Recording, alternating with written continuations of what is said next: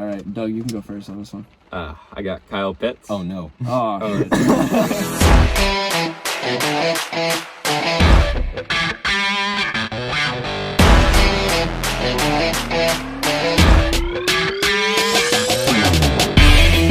Okay. Welcome back to the Rogue Sports Podcast. Today we will be giving our last thoughts prior to Thursday night's draft and talking more about the MLB season, which I have no idea about. Okay. Still done. First, we'll start off with the NBA, something I do know. Unfortunately, first topic we have to go over is Terrence Clark's death. Rest in peace to that man. He was a fellow Massachusetts dweller. I don't really have much to say because I didn't really know much about him until, like, obviously what happened. All I knew was that he was from Mass, going to Kentucky to play basketball. Did you guys know anything further than that, or? I hadn't heard of him until that. Didn't you have, like, some sort of injury that kept him out of playing for a little bit? It was a car crash. No, I mean, like, before that, Oh. like in college. Yeah, he missed a lot of time. Yeah. His draft stock followed. He had a car crash. No shit.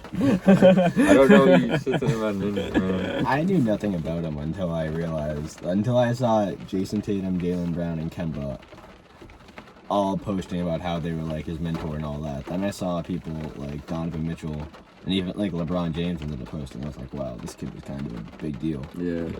I know like up in the Cape he was a big deal. Yeah, he went to Brewster Academy. He went to Brewster.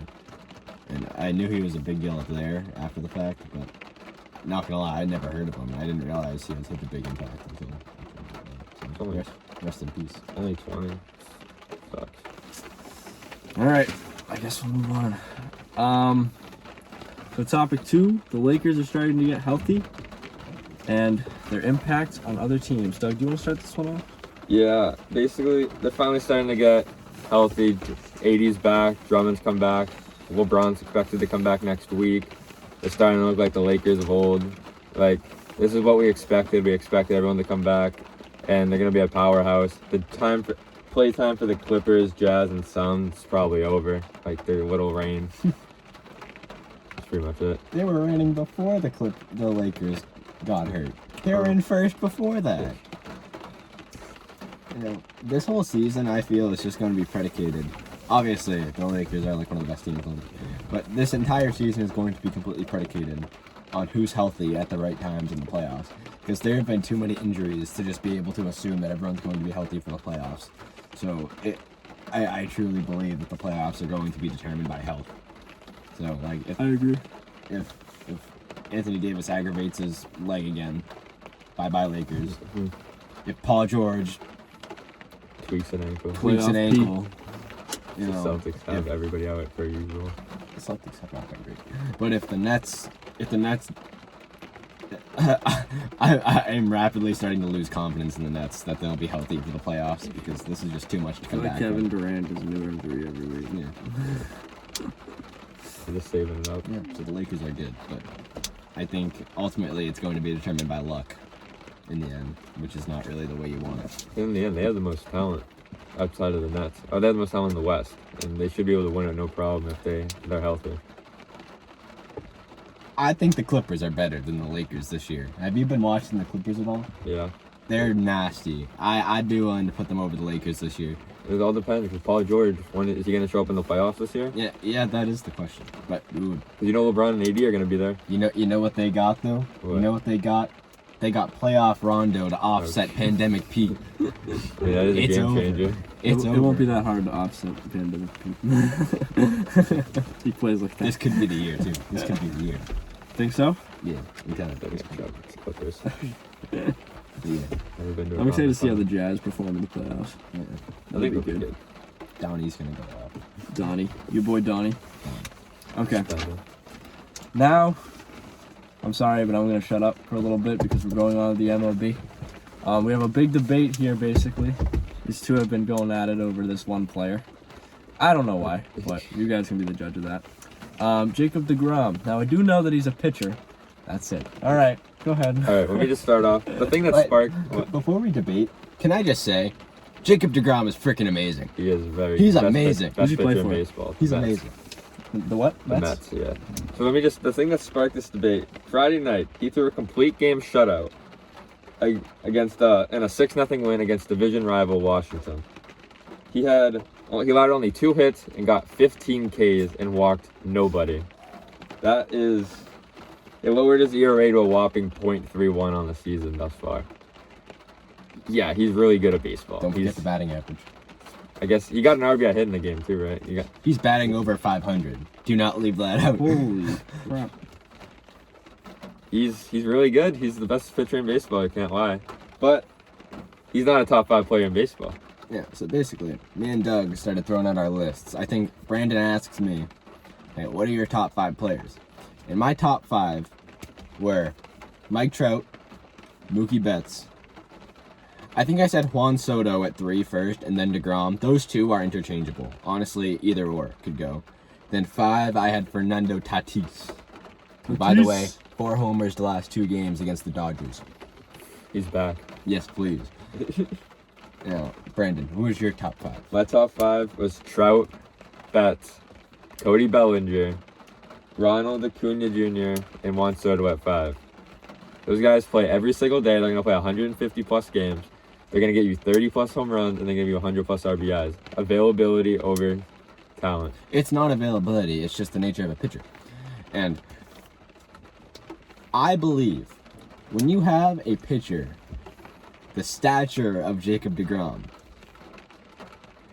he, as close as you can possibly get, guarantees you a win every time he steps out on the field. As close as you can get to a guaranteed win, he guarantees you a win, as long as the offense can score a run or 2. I'm sorry, but Cody Bellinger could hit 3 home runs, and they could still easily lose because you have bad pitching. The odds of you losing a game when you have a guy hit 3 home runs is so low. Yeah, but the odds that you hit 3 home runs are very unlikely. So let's just say a home run and like 3 RBIs. There's still a very good chance you lose that game because pitching. But when your pitcher's going off, the other team isn't scoring runs. And you can't win a game if you don't score runs. And you win if the other team doesn't score runs. Therefore, having a pitcher, Jacob DeGrom, I think he's going to go down as one of the best pitchers ever. If you look at the stats, he's been doing this since his rookie year. When you have a guy like that, you kind of have to, you got to give it to him. He has a bigger impact on games he plays as a normal pitching rotation. He has the biggest impact on the game, more so than anyone except for maybe Trout and Mookie. That's why I have him 3rd behind them, and maybe Juan Soto. But there's a reason why pitchers don't win MVPs. They're not the best players in baseball. They're not in the top 3 voting. They don't put up the same stats, obviously. They play different positions, but they play only 33 games a year, and that's a good season, great season if they stay healthy and whatnot. Hurts them, and they just. If you're not available, you're only as good as your availability. And they are available, though. No, on the day after you pitch, you're not available. 2 days after you pitch, you're not available. You pitched 6 innings. If Mike Trout had to throw the ball 100 times a game, he wouldn't be playing every day. Yeah, he wouldn't be an MVP candidate. He probably wouldn't be a top 5 player if he was a pitcher. I hate the basis of your argument here. I just want to say that. I don't know what to tell you. Sorry. The one game that Jacob DeGrom plays every 5 days is more valuable than the 5 games combined that Bellinger plays, that Tatis plays, which Tatis may be rising. I'm not going to lie. Watching the past 2 games is kind of might be having me slide each of them down. More valuable than the 5 games that those 2 guys play, that Freddie Freeman, Nolan Arenado, all of them play.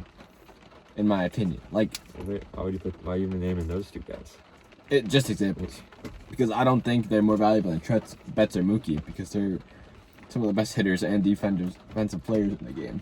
So you're saying a guy who can have an automatic win if he plays, and having a team go 1-4 in those 5 game span is better than a guy who can carry your team and go 4-1?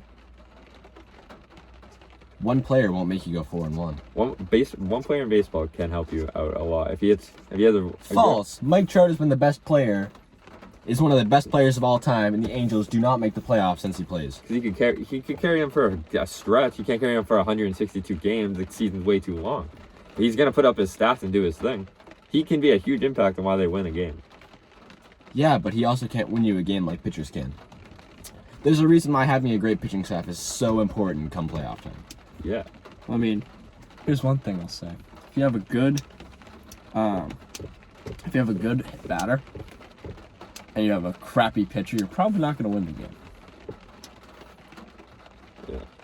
Yeah, but One batter against a bunch of bad, like, I'm just saying, like, a pitcher is probably going to win you a game more often than one player will. Yes, that's exactly. You know? Like I'm saying, if you can impact to a team, you can't play one game every 5 days, have your team go 1-4, and then call it, be considered a top 5 player because you're not there. You're not helping every single day. But he's doing his job better than essentially everyone else in the league. No, He's doing what those he's three guys. asked to do better than essentially everyone except for probably Trout and Betts. Those 5 guys do it better than him. Cody Bellinger, no. Was the 2019 MVP. Last full season MVP. Don't care. I miss Mookie. Same. DeGrom's better. Me too, man. But I miss that outfield. Pitcher MVP is very dependent on wins, and wins are very dependent on the team around you. I think ERA and other advanced stats have a better show a player's impact than wins do. Because wins, if your team doesn't score runs, if the game is tied when you leave the game, you can't get a win. That's just the way that wins work. Even if the team ends up winning the game, primarily because of your pitching, you don't always get the win. And you could walk a single batter and leave the game, and then the bullpen guy gives up that 1 run, and then bam, you're charged for the loss. Even though you yourself essentially gave up no runs through 7 or 8 innings, but the bullpen guy blew it, and your team couldn't score runs. So, and that's the real reason why pitchers don't win MVP is because it's not often a pitcher has 20 wins, and that's kind of seems like the benchmark for you to be eligible for an MVP as a pitcher. well, Rick Porcello had 20 wins in 2018. He didn't win MVP. Yeah, because the eye test. Sometimes you gotta look at the eye test. Rick Porcello was not Jacob DeGrom. I mean, yeah, but I don't think wins are everything. I forgot Rick Porcello won the Cy Young. I'm not gonna lie. Wins are just as good as your offense, basically. There's nothing to do. You can be a terrible pitcher and still get a ton of wins because if you're giving up only 4 runs a game, your offense is putting up 10 for you. You can have a great offense and have a terrible pitching staff and not get a win. The Red Sox had not one of the best offenses, had a very competent offense last year, but we had no pitching. Right. Like, you know this better than, us here know this better than many others because our offense was pretty dang good last year. It's okay. We have a lot of good hitters. But we had no pitching. Like, our 2 best pitchers were hurt. Well, if you're going to have a bunch of AAA pitchers, I guess. Yeah, That's the reason why you're bad. Martin Perez was the number 1, and we couldn't get wins because of it. He had a good year, but we couldn't get wins because the pitchers couldn't pitch. So, pitchers have the biggest impact on the game. Yeah, and I think just because they need to rest their arms because they're throwing 115 pitches every time they take the mound, that shouldn't be counted against them. At least to an extent. Like, I agree. If Jacob DeGrom was pitching every day, he would be hands down the best pitcher in baseball. Like, I give you that. That's why I put Trout and Mookie ahead of him. But I don't think that's a reason to eliminate them from your top 5. Like, I think they have a bigger impact than guys like Bellinger and, I can't say Tatis, but like Freeman, people like that. What about Acuna, Soto? Acuna, Soto, like... Those guys are carrying those Braves and Nationals teams. Those guys are the spark plug. They're the best players. That young group, I could see putting ahead of them. I'm not gonna lie, but like, all 3 of them are kind of in the same category to me. I just put Soto and now maybe Tatis ahead of them. I don't know. I just want to say I had DeGrom at 6. My top. No, so it's not like we're disrespecting him really. Yeah. It's just more of an argument about It's how top high 5. they should be. Top 5 is like the big thing. Yeah, I have DeGrom really at 3. So, I mean, that's kind of the argument there. We might be splitting hairs, but I feel like it's a real thing to have. How much value does a real pitcher have? He's like, yeah, kind of just heard us go off Alrighty. for a good 5-10 minutes. Oh, solid. I love how this thing says 3 minutes. It says Jacob DeGrom, 3 minutes. Okay. All right. Moving on to the National League of Football. All right. Topic 1. This is near and dear to Douglas's heart. The Chiefs trade for more O-line help. Doug, you want to start this one off, buddy? I would love to. So, Of course you would. as anybody should know, you should always want to protect your most prized possession. The Kansas City Chiefs, Patrick Mahomes is your most prized possession. As you saw in the Super Bowl, they did not protect him very well, and they lost 31-9. So this offseason, they decided to get a former All-Pro and future Hall of Famer, Kyle Long, probably one of the best guards in football, Joe Tooney, and another great tackle in Orlando Brown to help fill out that O-line to help give Mahomes more time back there.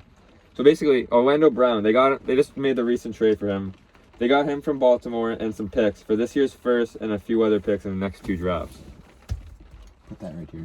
So you don't have to eat. So yeah, they did what they needed to do to give Mahomes, and they're giving Mahomes more time and protection. So next year, if they can manage to get all the way back to the Super Bowl, and the Bucks do, they'll have a better chance against that elite pass rush. I would guess any pass rush, really. They have probably a top 5 O-line now. You got this, Chiefs. The Patriots are beating the Chiefs in the playoffs. All right, there you go, Mike. Not happening. I don't have much to say about it. I mean, obviously you got to protect your quarterback, and if you're making the trade to protect your quarterback, all to you. But that's pretty much all I have to say. They made a good move. I think Brandon kind of hit it on the head. I mean, I think this just shows the Chiefs have a really competent organization. They saw one real flaw in their team, and they kind of fixed it by signing 3 Pro Bowlers to the O-line. That was their really only weakness, and it wasn't even really a weakness. It was just because of injuries. Yeah. They just kind of fixed that. So yeah, I think it's just a The good league organization is doing good organization type things. Yep. Enough said. Enough said. We're moving on. All right, next topic. We got the numbers rule change. We'll just kind of go around and give our opinions, I guess. I kind of like it because I kind of want to see a wide receiver wearing like the number 2 or something like that. That's pretty cool. Because the only people that could wear that number were what? Quarterbacks and kickers? That's it? Yeah. Like I feel like that was pretty stupid. But because in college they can wear those numbers, right? Yeah. Yeah, They can wear so, like, anything. that was cool that they did that. I didn't think that it happened. Never in my life did I think that would happen. But it did, and I'm happy it did. Obviously, some NFL players aren't really fans of it, but I'm sure others are. Some of them probably like it because they probably want to change their old number or something like that. So, yeah, that's my thoughts on it. I'm really excited to see this because you're gonna see probably some new guys in new uniforms that are gonna be exciting. Odell's probably gonna wear 2, 3. It'll look really cool. But I think the only thing that's gonna deter the fact that the entire league is just gonna change their number up is the fact that it costs probably about 1.5 mil, depending on the impact and the name of the player, to get. Because when you have to change your jersey number, you have to buy out your entire stock of jerseys, so they don't lose money on that. And it costs about Dalvin Cook's changed from 33 to 4. If he did that, his college number, it would cost 1.5 mil. That is hella expensive just for a jersey change. But despite that, some guys just might not care and really want a certain jersey. Mm-hmm.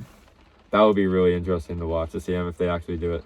The good thing is about that is obviously it's a choice that they're giving the player. Right. So like if the player wants to do that for 1.5 mil, they can. You know, it's not like, oh, you have to pay 1.5 million to buy out your stock. No, it's like if you want to change your number, you can. Is there an option to like tell the league office that you're going to change your number and to just stop Ahead of making time? more jerseys and just sell out your stock? Wait for your stock to sell out so you don't have to buy out all of them, and wait for the public to buy it so that there will be less for you to have to buy out. Probably not, because like people are probably gonna stop buying it if you're gonna get a But new you jersey. don't know. Well, they're like telling them under the table. Not even under the table. Like, Who's gonna buy a 33 Dalvin Cook jersey if you know he's gonna switch to 4? it'll become vintage. Nobody cares about vintage anymore. Yeah. I disagree. I don't know. When I think of this, I just think of like Jadeveon Clowney wearing, I think it was 7 in college. How badass that was. You watch a monster of a man wearing number 7 destroying people. I just think of that. That's like the coolest like picture I have in my head of that. I'm excited to see more of that. I want to see Tyreek Hill wear 1. Be really Yeah, cool. that'd be cool. That hoodie's pretty Yeah. cool. Seems like a 1 kind of guy. The players will adjust to it. Like Tom Brady, wah, get over it. It'll be cool. He'll be bad for football. You won't know who to block. Get out of the league then if you don't know who to block. There's 300-pound dudes on the line that are rushing you. If there's a guy going after your quarterback, you should know that he's, oh wait, maybe I should block him. Yeah. It's literally, it's just formations. You know who, based on the formation, who you're supposed to Don't look block. at their number. He still has one of the most talented teams in the league, so he should be fine. Yeah. He's making a lot of nothing, in my opinion. So it's safe to say he will not be switching from 12. I wouldn't if I were him. His whole brand is built off that one number. All right, so we have a new topic that was brought to our attention by one of our friendly viewers over here. One of you guys. On Instagram. Do you want to shout him out real quick? Do you have his @ also? You want to give that out? It's right there. @ Okay, we got Blake Bell on Instagram @Blake17Pioneer. Gave us a suggestion of choosing from a pool of undrafted players recently. And by recently, we mean like 2000, 1995 and on. The best undrafted free agent players that ended up having great NFL careers. Because there are a lot of them, and they're really good ones. So, we each picked out one that we kind of wanted to talk about. And we'll throw in some honorable mentions at the end. Good idea. So thank you for the suggestion. If anyone else has any suggestions, please let us know. Our DMs are open. Doug back here is the guy that manages the DMs, so he'll get to you. Insta guy. Yep. All right. So who wants to go first? Mike, do you want to go first on this one? Sure. All right. So, the guy I chose was the face and leader of America's team for many, many years. We got Tony Romo, who was undrafted and was signed by the Dallas Cowboys. In his time there, he has the third highest passer rating of all time with a 97.1. He's got over 34,000 passing yards, and he's got 4 Pro Bowls. Arguably a Hall of Famer. No Super Bowls to go with that, but he had a hell of a career, especially for someone who wasn't taken in the draft. Yeah. And one of the best commentators ever. So That's great. love Tony Romo. It kind of sucks Mahomes playing whenever he commentates Chiefs games. That's my only complaint about him, not gonna lie. Well, I guess Mahomes makes for good TV. That's part of that. Yeah. Anyway. All right. Yep. Because Doug and Tony Romo do have something in common, and they say Alright. Mahomes is winning. Perhaps together. Alright. Stop that. Alright, so the guy I had was Priest Holmes. He won 3 All-Pros, and he went to 3 Pro Bowls. He had a 10-year career and led the league in rushing in 2001. So he was a very good running back, even though he got clearly overlooked by 32 teams 7 times. He still had quite the impact on the NFL, and he's somebody you gotta admire from a perspective of not giving up. All right. Hell yeah. I have Wes Welker.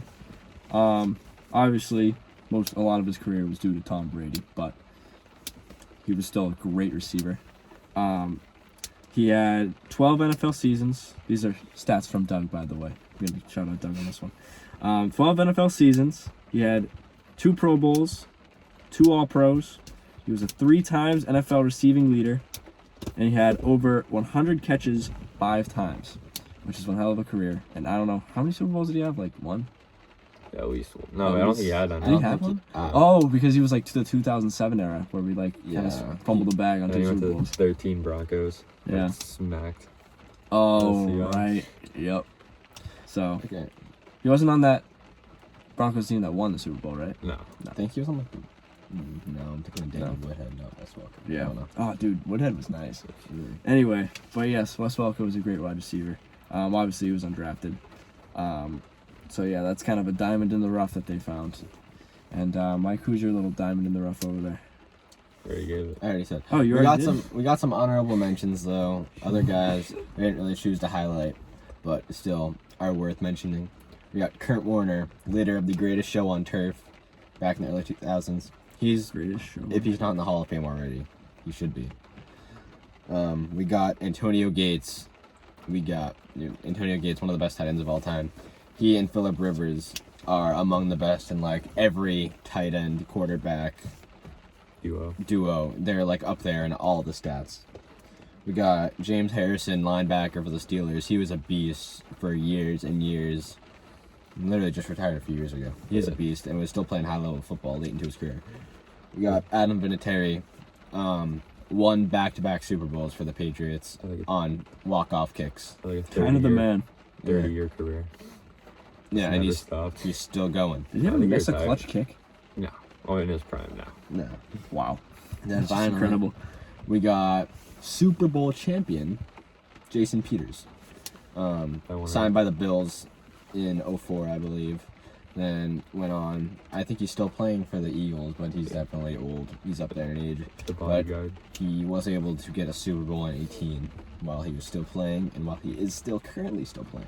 So yeah, that was a fun little segment. So draft prospect. Even if you don't hear your name called on draft night, days 1, 2, 3, stay. Keep working hard. Stay living the dream. Stay working, because you can still have an impact in the NFL. That's Daily our message to motivation. you. Perks Sports motivation. Can't wait till Well you guys see this. All right. Finally, our last segment of the day. I know we're gonna be gone soon, but Cue the whatever. sad noise. Yes. We got our final mock draft as Mike quivers his lip over there. Okay. We're going to do the same thing as last time, basically go around, give our picks for each spot. A little bit of a revised draft from last time, because last time was a little kind of just throwing stuff out there, but I mean, not that today isn't either, but we'll see what we do. All right. I guess I'll go first with my first pick, because I'm already talking. So my first pick, as usual, I'm going to have to go with Micah Parsons for number 1. Well, obviously, he's the best linebacker. Trevor Lawrence, number 1, going to the Jaguars. All right, everybody have that? Yeah. Everyone agree? Yeah. I think- I would like to formally apply Mac Jones for this situation. I would like to nominate Mac Jones for the number 1 spot, and here's why. No debate here. Okay. Great PowerPoint. All right, Mike, you can go with the number 2, obviously. Actually, we could probably just say Yeah. number 2. Zach Wilson. 1, 2, 3, Zach Zach Wilson. Wilson. Okay. Mac Jones. This guy with the bits. Number 3, Mike. Mac Jones. Yeah. Actually, this time though. Yeah. This one's kind of bent it all the way. Last week I said Justin Fields, just because I heard the slightest rumor, rumors started circulating that maybe they started rethinking the Mac Jones thing, and maybe I just grasped onto that because I just think that would be a much better fit. But it's gonna be Mac Jones. There's no doubt in my mind anymore. Enough said. Kyle Shanahan likes that style quarterback. Yeah. Doug. Mac Jones. I also like Mac Jones. Jones. For the same reasons, he's an accurate passer and it'll work well with Shanahan. All right, so I guess we could just move on then. If we all have Mac Jones. I think we're finally going to have a different perspective, hopefully. Maybe. At 4? Hopefully. I mean, all right, Doug, you can go first on this one. I got Kyle Pitts. Oh no. Oh, Did you all put Kyle Pitts? yeah. All right. Yeah. I'll I explain. mean, that's pretty, yeah, go ahead. I'll explain this one. He's an athletic freak. He can play tight end. He can be a 6'6" wide receiver if you really want him to be. If you like Hayden Hurst there at tight end, he could be your third wide receiver. Him with Matt Ryan would be a great duo. Pair him with Julio, Calvin Ridley. He's made many comparisons to Julio. He's just an athletic freak. Like, that would be such an elite offense if they were able to get him. A 3-headed monster at receiver / tight end. I just want to say, since we've kind of had all the same thing so far in this draft, I just want to say I was very close to putting Penei Sewell at this spot because I think personally that's kind of the way they should go. If they don't trade back, they should take Penei Sewell because Matt Ryan has been sacked way too many times over the past few years. I forget how many. I think it was like 130 something over the past 3 or 4 years. Crazy. And he's the type of person that needs a clean pocket. Yeah. It's just Kyle Pitts is just too athletic, I feel like there's not many players like him. So like when you're given the chance to take him, you kind of gotta, you know. He has like Darren Waller's skill set, but he's like more freakishly athletic. He's a than very Darren Waller is. gifted player.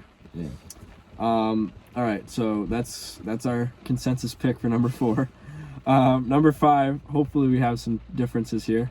I have Penei Sewell. I think, Who do you Okay, have? I also have Penei Sewell. Okay. Last time I had Jamar Chase. Mike gave me a decent argument last time, and I decided to fall to my knees on that one. Basically, the Bengals don't necessarily need a wide receiver. Jamar Chase did play with Burrow, but I feel like his protection's more important, like Mike convinced me last week. So Mike, I'm humbly apologizing. As Anthony Edwards once said, I've been A1 since day one. If they don't draft an offensive lineman for Joe Burrow, the Cincinnati Bengals should not be an NFL team. They drafted just Joe Burrow with the first overall pick. He showed so much promise last year. And because they don't have an O-line, he's out for the year and probably like over half of next year. They gotta give him some protection. I don't care if he was buddies with this guy in college. I said this last week, but I don't care. They can't draft a receiver. Again, I said this. If Joe Burrow wants a wide receiver, he doesn't know what's best for himself. They need to protect him. Right. Or else he won't have a long career. That's gonna make a good TikTok clip right there. Okay, Doug. So why do you want Jamar Chase at this position? Well, I want him. I don't necessarily Is that want what him. you have? Yeah, Jamar Chase. I don't necessarily want him. I'd rather have them pick Penei Sewell. But you see, the Bengals organization, they're not known for their competence. So instead of protecting their prized possession, say like the Chiefs, they're gonna just get them another wide receiver because everyone knows you can throw from the wide receiver while you're on your back on the ground. So, frankly, they should pick Sewell. I want to put that on record, but they're gonna pick Chase because they want to keep Joe Burrow happy for years. Can't make your franchise quarterback unhappy in his second year. I'd be happy with protection. Joe Burrow doesn't even have bad weapons right now. He Yeah, has right. really good young weapons that he can grow with and create chemistry with.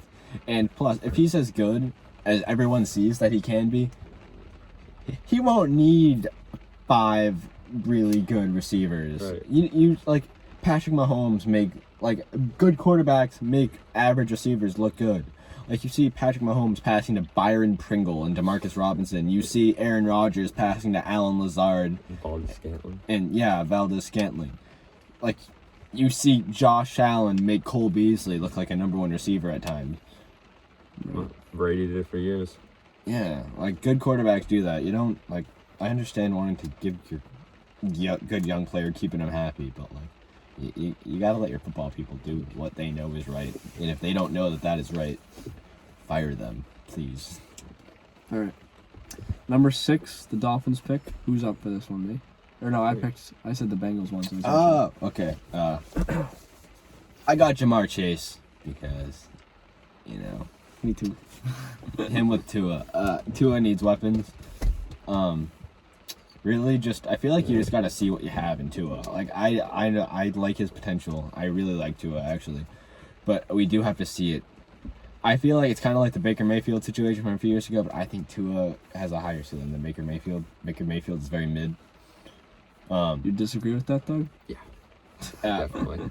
I think Tua could be good, but I feel like if you surround him with weapons, you can really see. Because I feel like this year is kind of a make or break as far as him. Because if they gotta really unleash him and gotta see how he responds. Right. And that's kind of what they did with Baker Mayfield. That's why I compare it. Yeah. And if he has a good year, you can build around him. I want to see a full year out of Tua. I want to see like what he can do in a full year of full quarterback control. Because last year it was kind of a here there kind of year, especially towards the beginning when Fitzpatrick was the quarterback. Oh, the thing is, think about it. Every pass, if he has a bad pass, he's thinking, oh, they really like Ryan Fitzpatrick behind me. They can take me out of the game. That's what I was saying a couple weeks ago. We were having that debate about having a quarterback duel because it gets in their heads. Doug, who'd you have the Dolphins taking? The Dolphins taking last year's Heisman winner, Devontae Smith. I think they could get a 3rd wide receiver for Tua, give him another elite weapon, guy he has chemistry with. He's pair him with Will Fuller and Devontae Parker, and you have an elite wide receiver trio in the NFL. As quick as that, especially, and then Mike Gesicki at tight end. They could be a lethal weaponry for Tua to try to build up and build his confidence around. Could you imagine, like, if, say a team trades up with Atlanta, or Atlanta does what I think they should do and draft Penei Sewell. Can you imagine if Kyle Pitts ends up falling to 6? How crazy that would be. You think the Bengals wouldn't take him? Nah. I think they need a line no matter what. You said Even Penei Sewell get drafted. Rashawn Slater isn't far behind. Slater's Penei not Sewell. going top 5. They would take Pitts over. If Pitts over Sewell is a better chance of taking Sewell over Pitts over Slater. I mean, if I'm the Bengals and Penny Sewell goes before, that's so tough. If But- I'm the Bengals, I'm just getting a line. No matter what. So you cannot go take with a the top. next O-lineman instead of taking Kyle Pitts? I've seen O-line I've may seen not be in the people top put five. Rashawn Slater over Penny Sewell. I don't agree, but I think it's worth noting that they're not that far apart. No. All right, I'll go with my Dolphins pick. I had the same as Mike. Basically the same reason. Best wide receiver in the draft. Dolphins are going to get another wide receiver. All right, the Lions. Me and Mike are finally going to have a different choice, I think, which is Hopefully. nice. Doug, you go first. Where's because This is your turn. all right? The Lions taking Trey Lance. See, the Lions organization, they're terrible. Honestly, they're so bad that you could go. They could go literally any position in the draft and it'd be fine. They need a hole. They have a hole at every position, 1 through 22. Guys, they're so bad. But I think all good teams start with a solid quarterback. I know they just made a big trade for Jared Goff, but that was more because they just lost their starting quarterback rather than they really wanted Goff. He's not the answer. He's an average quarterback. Trey Lance is the guy for them. They got to go Trey Lance. He's a strong arm. He's a Josh Allen. I feel like he's a Josh Allen 2.0. He's similar to him. He might take a couple of years, 2 to 3 years to finally develop into that guy. But I think he's a great guy to build around for a struggling organization. Struggling. Such a bad team. I have the Lions taking Jalen Waddle. I took a different approach than Doug, obviously, because I think they're going to stick with Jared Goff, because why would you trade? Well, obviously, I see why he would say that they would trade for him, but if you're trading for a quarterback, he's not great, but he's subpar. You can deal with him a couple of years, I guess, until you, really need a quarterback, but I would take a really good wide receiver for that quarterback to throw to over a decent quarterback out of the draft that could have no one to throw to. Who did you say? Trey Lance? Yeah. Trey Lance wouldn't have anybody really to throw to, But I see them going with Jalen Waddle here over Devontae Smith. I mean, either one you could go with, but I went with them taking Jalen Waddle. I got Devontae Smith. I feel like I'm in the minority here and not thinking Jared Goff is bad. I think It's not horrible. he got not them to that a good. Super Bowl. I I understand. forgot about I understand he didn't lead them. He was a game manager. Wasn't He's the a defense game nice? manager. Are we going Yeah. to compliment Blake Bortles of the 2017 Jaguars made it to the that Super wasn't Bowl? to the Super Bowl. If they did, though, AFC he was a Championship game. fourth quarter blown lead away from going to the Super Bowl. Would we have started Yeah, complimenting Blake Bortles like he should be a quarterback for a good elite team? Jared Goff isn't the quarterback for an elite team. He's the quarterback for the Detroit Lions. Okay, he's not. I'm talking about the Rams when you're talking about how he led them to the Super Bowl. You think? I didn't say. When I say lead them, a quarterback leads his team. He wasn't the reason they got there. Right, he's a game But manager. he didn't. He's competent. He's not an incompetent quarterback. He's better. He's probably he's top. Might be top half quarterback in the league. I top don't know. 20. I'll give him top 20. I haven't thought about the people, Probably but 19 or 20. he's not bad. And I feel like if you give him stuff, he can work with it. He had stuff. He beat Seattle with a broken thumb. He made key throws, and you can win with that, but not when you got nothing around him. And I don't think it's gonna look pretty for a few years. But lucky for Jared Goff, they're stuck on his contract for a few years. So just give him a few weapons, see how he His plays out. contract You got out. nothing to lose. I know you made the Matt Stafford trade simply to get the picks back, Mm-hmm. and you might honestly have gotten Jared Goff for negative value because he was kind of a negative contract. But you got to give him a shot, and I feel like getting him receivers. He needs a lot more than receivers, but you got to give him some weapons and people. You got to give him people around him, and this is the start with Devontae Smith. Why not build around the quarterback, and then if he's not really working out, get a new one. Put him in that little system. Easier said than See how done. that goes. Yes. True. Okay. Number 8, Mike. Is this me? Yeah, I just went with the Lions. So. All right, I got the Carolina Panthers selecting Rashawn Slater. They need O-line. They got 2 holes on their roster. You can call it holes. Weaknesses. They got O-line and they got cornerback. 8's a little high to take one of the key corners in this draft, I feel. So you got to get Rashawn Slater. Again, I could see him if the Falcons pick Penny Sewell at 4. I could see the Bengals picking him at 5. That's how highly I think of Rashawn Slater. So getting him at 8, good value. I don't think he played left tackle in college. You can move him there to protect Sam Darnold's back end. Yeah, and then you can maybe address corner round 2 or something like that. And then you got a complete football team. And if Sam Darnold turns it around, you could make some noise this year. Not only are they complete, they're young. That's a franchise waiting. That's a dynasty waiting to happen. All right. Yeah. Yes, you are, Ben. I have them taking Penei Sewell. I think, like Mike said, they have a hole at lineman. I think he's the best fit for them. He'll be the best option in the draft at lineman, obviously. Cornerback, I wouldn't say it's big of a need, especially this early in the draft. So yeah, if they get him, you get Sam Darnold some help for protection, give running holes for Christian McCaffrey, more time for Robbie Anderson, and DJ Moore to get their routes done. He's a complete package at left tackle, and I think he's exactly what the Panthers need. I do not have a lineman. I have Devontae Smith just because he's still in the draft. Yes, it's an interesting move, especially since they have a hole at lineman. But I don't know. I just feel like they're gonna take Devontae Smith. I don't know why. I don't really have much of an explanation for that one. But that's pretty much it. Doug, you went first in the last one, or did Mike? I did. Mike? All right, so Doug, you're first now. For the Broncos, I've taken the cornerback out of Virginia Tech, Caleb Farley. He's an elite cornerback, and he's exactly what the Broncos need in that secondary to pair with Kyle Fuller and Justin Simmons. Yeah, they're trying to build that. Like I said previous weeks, the no-fly zone starts in the secondary. That he's a perfect fit for them. I had Trey Lance. This differs from Doug's opinion, but I don't think that what's his name again? How do I keep forgetting his name? Drew Lock's not cutting it, man. I'm sorry. Sure, it could be because he didn't really have many weapons, but I think that they could get a much better quarterback out of this draft than Drew Lock. That could be Trey Lance or Justin Fields. That's the kind of the decision I had to go with on this one, and I went with Trey Lance.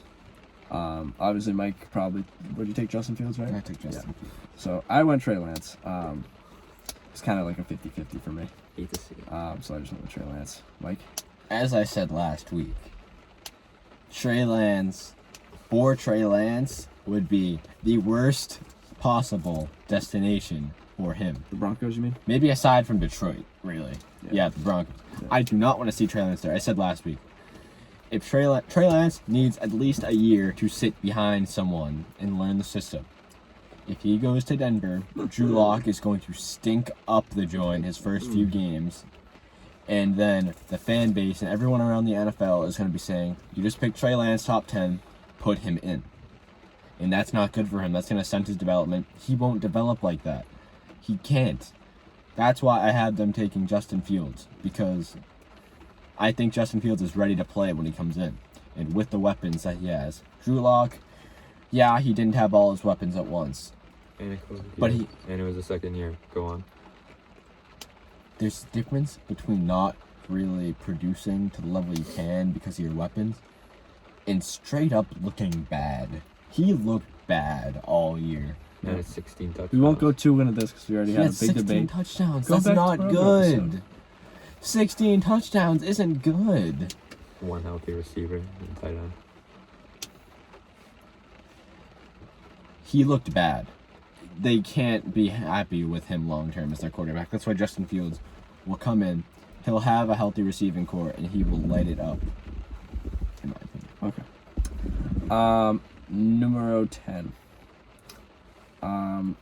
Who's this? Is this me? Yeah. Okay. Why did I write Broncos twice? I meant to write Cowboys. So I have the Cowboys going defense here, because their defense is atrocious. Mm-hmm. We all know that. I'm pretty sure everyone on the planet can agree. So I have them going with Micah Parsons, linebacker. I just they don't need any wide receivers or anything like that. They have good enough wide receiver core. Dak's obviously the guy for them, seeing as he got that big ass contract. I mean, there's no real reason to go running back either or any of that stuff on offense. Their line is good enough, right? I don't really see a problem with it. But their defense is the one area where I'm like, dude, get help. Like, Please. so yeah, I have them. I feel like at this spot, you could either go with, like I said, Micah Parsons or like the cornerback that you were mentioning earlier. But I just went with them taking the linebacker on this one. Yeah, I feel like linebacker. They're going to get some guys back on the defensive line. Right. From injuries.